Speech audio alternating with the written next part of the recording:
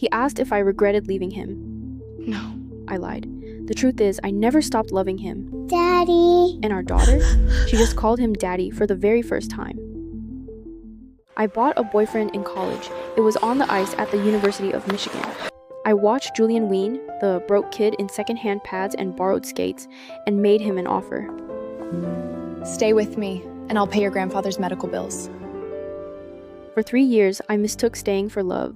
He swallowed his pride, and I was naive enough to believe he loved me. I really thought he did.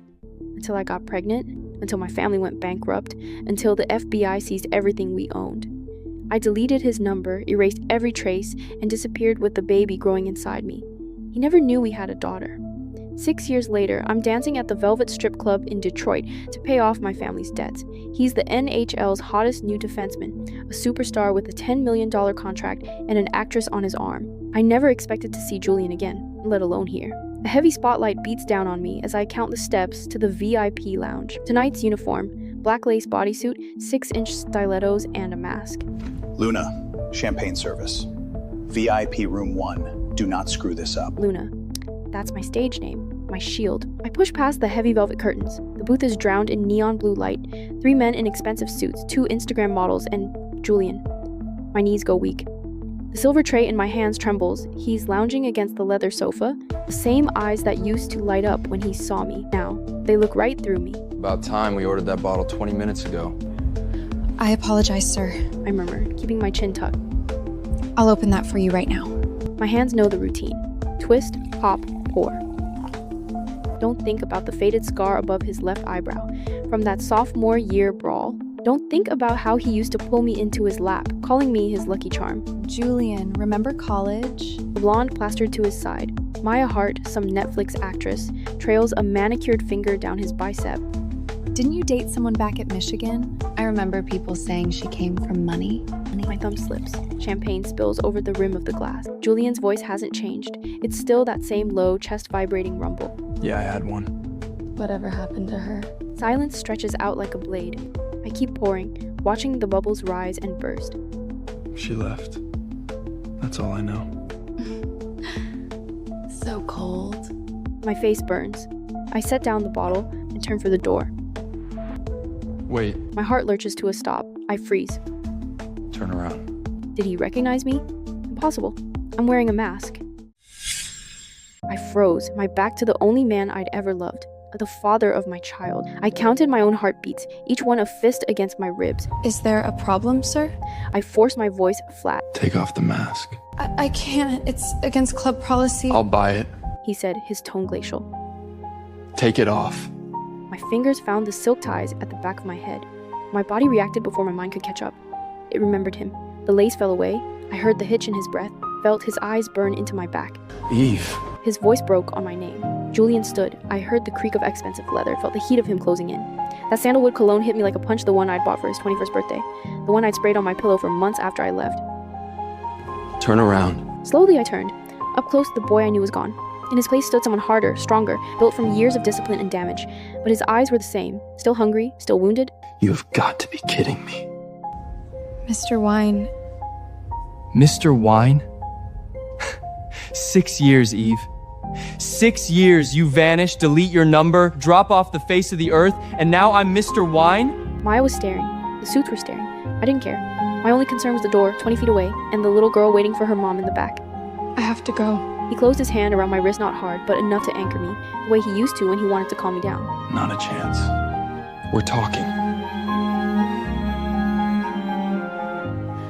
Let go of me. Not until you tell me why. Maya touched his shoulder, Julian, her glare cutting straight through me. you're making a scene. Someone's filming. He didn't look at her. He didn't let go. Why? His voice dropped to something raw and quiet. Why did you just disappear? The real answer was burning a hole through my chest. Because my family was destroyed, you had just been drafted, and I would not be the anchor that dragged you under. Because I got bored. It was just a college fling, Julian. It ran its course. His jaw locked. Fine. Something shattered behind his eyes. You want to do this the hard way? He pulled out his wallet and threw a sack of cash onto my tray. $500. Strip now. I've never taken a private client at this club. Marco knows it. The other girls know it. Luna doesn't do extras. But Marco also knows what $500 looks like. He knows the name Julian Wien, and he knows when to look the other way. 20 minutes. Don't screw this up, Luna. He's got the owner's cell. One call and we're all out on the street. Now it was just me and Julian. He sat in the center of the velvet sofa, knees spread, elbows on his thighs, watching me like I was a puzzle he'd lost the final piece to. Strip. He said again. What? You heard me. I paid. The smile never reached his eyes. That's not. I don't do that. I just serve drinks. Julia, I'm not a. Not a stripper? Who are you trying to fool, princess? Dressed like that, in a place like this, serving champagne to men who are undressing you with their eyes? He glanced around the room, at the mirrors, the pole, the bed in the corner I always pretended wasn't there. What would your father say? Oh, wait. He's in federal prison, isn't he? The blow landed exactly where he'd aimed it. I felt the blood drain from my face. You've been looking me up. Looking you up? I've been looking for you 6 years, Eve! Private investigators, dark web searches, I even hired a hack. He's dragging a hand through his hair. You just vanished. Like you never existed and this is where I find you? Hiding behind a cheap mask like you're ashamed? I am ashamed. Why this? His voice dropped. You could have gone anywhere, done anything. You were top of your class in computer science at Michigan. You could be writing code for a living. Why do you look like you haven't slept in years? I don't owe you an explanation. You want a show? Fine. You want to humiliate me? Fine. But don't you dare pretend you care, Julian. You made it pretty clear a minute ago that you don't. I care enough to hate you. That should tell you something. He reached for me and I flinched. Not because I thought he'd hurt me. Julian had never once hurt me, but because his touch could still undo me. Because I still remembered those hands sliding under my sweater, tracing up my spine the way you memorize something you're afraid of losing. Don't what? Don't remember what you taste like? Don't remember that morning you left? How you kissed me, told me you'd see me at graduation, His voice broke. how you lied? I stared at him. I didn't lie. You said you loved me. At the pain he kept so carefully buried. At the boy I had walked away from because I loved him too much to let him burn his future down for mine. I did, I thought, dropping my gaze. I still do. The door crashed open. A tiny blur shot into the room and slammed straight into Julian's legs. No, Lily. Daddy! My frantic eyes flew to Julian. Are you my daddy? Why are you making my mommy cry? She's just confused. I stammered, my heart slamming against my ribs. Eve, who is she? My mouth opened, then snapped shut. Lily ducked under my arm and planted herself between me and the tall, dangerous stranger. You're very tall. She declared, craning her neck to look up at him. Are you a giant? Julian stared down at her, at the mess of dark curls just like his, at the exact same shade of ice blue eyes, at the stubborn set of her jaw that was all me. No, I'm not a giant. I play hockey. What's hockey? It's a sport. On ice. Like in Frozen? He swallowed hard. Yeah, something like that. You made my mommy cry. You should say you're sorry. I'm sorry. Eve, how old is she? 4. She's 4. The lie sat between us like a stone. 4, not 5. 1 year's difference. Enough room for doubt. Enough to make her anyone's. My Lily, my sweet fearless Lily, reached out and took Julian's hand. Your hands are cold. Mommies get cold too. She says it's because we're part polar bear. Are you? Julian crouched down to her level. What's your name? His voice strained. Lily Hartley. It's a pleasure to meet you, mister. She stuck her hand out formally, like a tiny CEO. Wine. Julian Wien. The hockey player? Mommy has a picture of you. It's all old and wrinkled, and she looks at it when she thinks I'm asleep. She says you're... I scooped Lily into my arms Okay. and held tight. Time to go, baby. Mommy, put me down! His hands are cold like ours. He could be a polar bear too. I want to be his friend. Eve! His voice stopped me at the door. I didn't turn around. Is she mine? No, she's not yours. I lied. Then I ran.